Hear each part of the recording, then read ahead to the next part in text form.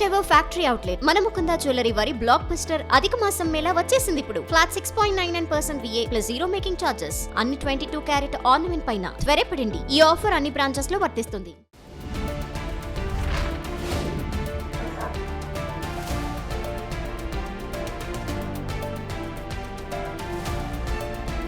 Breaking news. Kakinada జిల్లా తునిలో అదృశ్యమైన 3 ఏళ్ల చిన్నారి జాహ్నవి ఆచూకీ 3 రోజులైనా దొరకలేదు.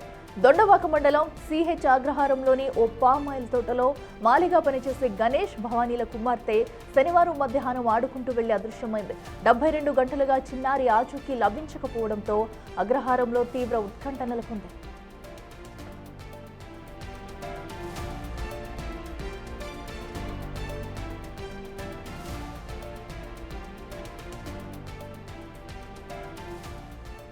చిన్నారి జాడ కనిపెట్టేందుకు ఆపరేషన్ జాహ్నవి పేరిట మెగా సెర్చ్ ఆపరేషన్ జరుగుతుంది. స్థానిక ఎంఆర్ఓ ప్రసాద్, టీఎస్పీ తిలక్ ఆధ్వర్యంలో ప్రభుత్వ యంత్రాంగం అంతా రంగంలోకి దిగింది. రెవెన్యూ శాఖ నుంచి 5 ప్రత్యేక బృందాలు, పోలీస్ శాఖ నుంచి 10 టీంలు, అటవీ శాఖ నుంచి మరో 10 బృందాలుగా విడిపోయి అటవీ ప్రాంతాలను జల్లెడపడుతున్నారు. ఈ గాలింపు చర్యల్లో అటవీ శాఖ ప్రత్యేక డ్రోన్లను, క్లూస్ కోసం డాగ్ స్క్వాడ్ ను కూడా రంగంలోకి దించింది.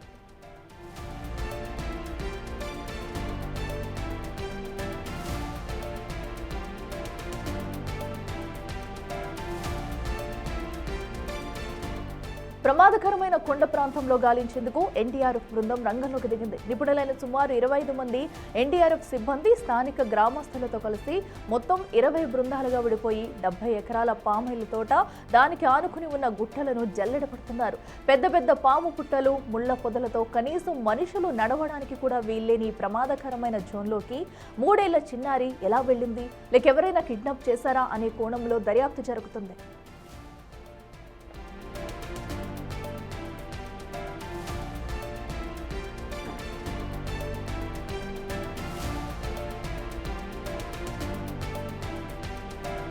ప్రేమ వివాహం చేసుకున్న గణేష్ భవానీ దంపతులకు 2 ఆడపిల్లలు. గతంలో ఫైనాన్స్ లో కారుకుని వాయిదాలు కట్టలేక ఒక చిన్న గొడవ జరిగిందే తప్ప తమకు ఎవరితోనూ ఎలాంటి శత్రుత్వాలు, గొడవలు లేవని తండ్రి గణేష్ చెబుతున్నాడు. తమ బిడ్డను చూసి 3 రోజులు దాటిపోయిందని, అధికారులు ఎలాగైనా తమ పాపను తమకు అప్పగించాలని ఆ తల్లిదండ్రులు కన్నీరు మున్నీరవుతున్నారు.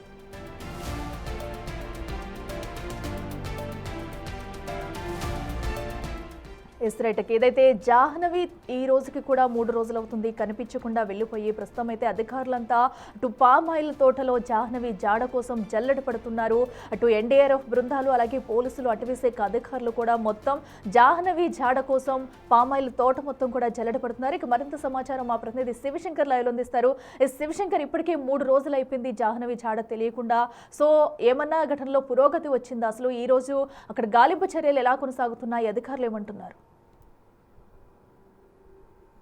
ఎస్ఐకిలో చూసుకున్నట్లయితే 3 రోజులు గడుస్తున్నప్పటికీ కూడా బాలిక ఆచూకీ తెలియకపోవడంతో తల్లిదండ్రులు అయితే తీవ్ర ఆందోళన వ్యక్తం చేస్తున్న పరిస్థితి కనిపిస్తుంది. అదేవిధంగా చూసుకున్నట్లయితే గ్రామస్తులు కూడా వారి వంతు సాయంగా వారు కూడా ఆ కొండ ప్రాంతం అంతా కూడా జల్లెడబడుతున్న పరిస్థితి కనిపిస్తుంది. అయితే 200 మంది పోలీసులు, సుమారుగా ఎన్డీఆర్ఎఫ్ బృందాలతో కలిపి 200 మంది పోలీసులు, ప్రత్యేక 10 టీంలు, ఎన్డీఆర్ఎఫ్ బృందాలు, అదేవిధంగా చూసుకున్నట్లయితే అటవీ శాఖకు సంబంధించి 5 బృందాలు డ్రోన్ కెమెరాలతో సెర్చ్ ఆపరేషన్ చేపడుతున్నప్పటికీ కూడా ఎక్కడ కూడా చిన్నారి ఆచూకీ అయితే లభించలేని పరిస్థితి కనిపిస్తుంది. పూర్తి స్థాయిలో చూసుకున్నట్లయితే మనకి ఇప్పటికే డిఎస్పీ ఆధ్వర్యంలో ప్రత్యేకంగా ఇంకొక 4 బృందాలు కూడా ఏర్పాటు చేశారు.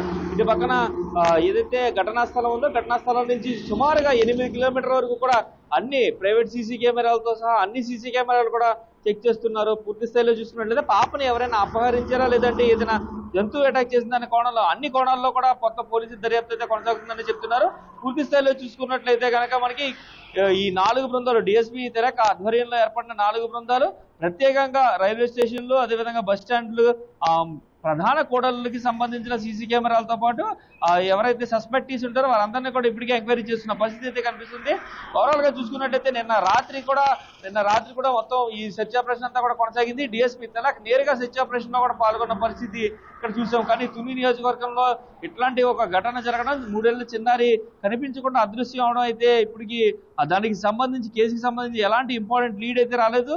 చిన్నారితో పాటు కుక్క పిల్ల కూడా కనిపించట్లేదు అని కూడా చెప్తున్నారు. పూర్తి స్థాయిలో 3 ఏళ్ల చిన్నారి అంత దూరం ట్రావెల్ చేయలేదు కాబట్టి అక్కడే ఎక్కడ ఉంటుందని నిన్న మొన్నటి వరకు అనుకున్నారు. కానీ మొత్తం కొండ ప్రాంతం అంతా కూడా సెర్చ్ ఆపరేషన్ చేపట్టినా కూడా ఎక్కడా కూడా ఆచూకీ అనేది లభించలేదు. పాపకి సంబంధించిన ఎటువంటి వస్తువులు కూడా దొరకకపోవడంతో పూర్తి స్థాయిలో చూసుకున్నట్లయితే తీవ్ర ఆందోళన వ్యక్తం చేస్తున్న పరిస్థితి ఇక్కడ కనిపిస్తుంది అఖిల. అయితే శివశంకర్, అసలు పాప అడవిలోకి వెళ్ళిందని ముందుగా ఎవరైనా గుర్తించారా? ఎవరైనా ప్రత్యక్ష సాక్షులు చూసి చెప్పారా? ఎందుకంటే ఆడుకునే పాప అడవిలో అంతసేపు ఉండే అసలు ఛాన్స్ లేదు. అసలు ఏ సమయంలో జరిగింది ఘటన? చూసుకున్నట్లయితే సుమారుగా 12 గంటల సమయంలో ఎవరైతే తండ్రి గణేష్ ఉన్నాడో గణేష్ తీసుకొచ్చి పాపని ఇంటి దగ్గర దింపారు. అయితే ఇది కొండ ప్రాంతానికి ఉన్న ఒక పామాయిల్ తోట. ఆ పామాయిల్ తోటకి తోటమాలిగా అయితే తను వ్యవహరిస్తున్నాడు. అయితే అతను ప్రేమ వివాహం చేసుకున్నాడు. ప్రేమ వివాహం చేసుకున్న తర్వాత ఇక్కడ తోటమాలిగా అయితే విధులు నిర్వహిస్తున్నాడు గణేష్ అనే వ్యక్తి.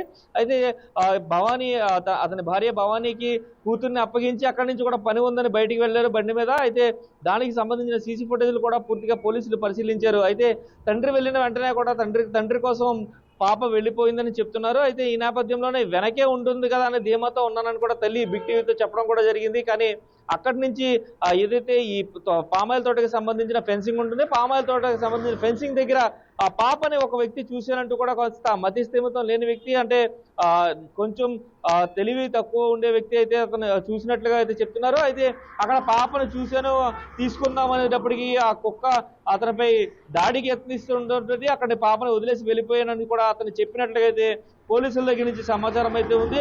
అయితే ఈ నేపథ్యంలో పూర్తి స్థాయిలో చూసుకున్నట్లయితే అక్కడ పాప ఆ చివరి వరకు వెళ్ళడానికి చాలా సమయం పడుతుంది. కానీ అంత దూరం ఒక చిన్నపిల్ల ట్రావెల్ చేయలేదనేది కూడా ఇంకొక యాంగిల్లో కూడా పోలీసులు మొత్తం దర్యాప్తు చేస్తున్నారు. అన్ని విధాలుగా కూడా ఈ రోజు ఎట్టి పరిస్థితుల్లో ఈ కేసును ఛేదిస్తా అంటూ కూడా పోలీసులు ధీమాక్తం చేసిన పరిస్థితి ఇక్కడ కనిపిస్తుంది అఖిల.